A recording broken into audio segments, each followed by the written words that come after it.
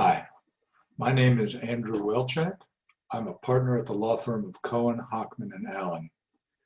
I represent individuals and businesses in New York City who own property and have problems. They need to buy or sell or lease or resolve a dispute. They have a fight with a neighbor, with the city. God forbid they have to go to court. If you own property or manage property or are a commercial tenant in property in New York City, you have problems, you come to me and I help. One of the questions people ask me is, how can I go to a closing to buy or sell a piece of property in New York with social distancing, with a shutdown during the middle of the pandemic? And the short answer is you do it like the rest of the country's been doing it forever. You have what's called an escrow closing, where all the documents and everything that has to be arranged is taken care of in advance and held by an escrow agent, which is usually a title company. And once the terms of the escrow agreement have been agreed to and each party to the transaction has indicated officially that they are satisfied that their requirements have been met, then the title agent releases the deed and the money.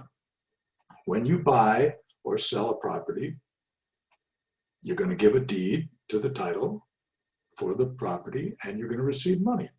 Very often you're going to borrow that money if you're the buyer, so there's going to be another person in the room or in the transaction, the lender, or known also as the mortgagee.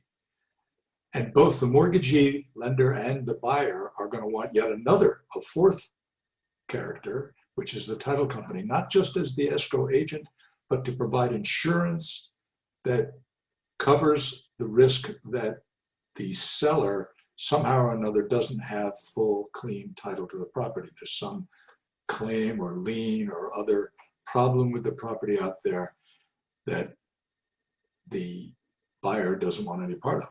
So he buys insurance, and his lender or her lender or its lender also buys that insurance, charges it, of course, to the buyer. All of those interests have to be represented by a whole lot of paper and a whole lot of signing, which very normally has to be subject to notarization. And in New York, we were old-fashioned for many years and did all of that in a room together with everybody face to face. This very often provided opportunities for people to delay endlessly and fight. I remember once I went to a closing that started at noon and we didn't get finished till 5 a.m. the next morning.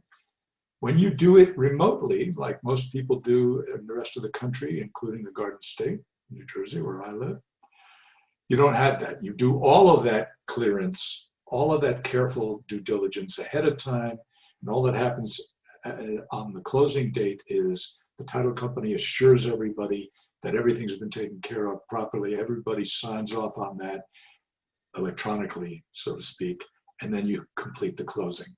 Thank you very much. My name's Andrew Weltchek, partner at Cohen, Hockman, and Allen. You can call me on my cell at any time, 973-223-4567. Thank you.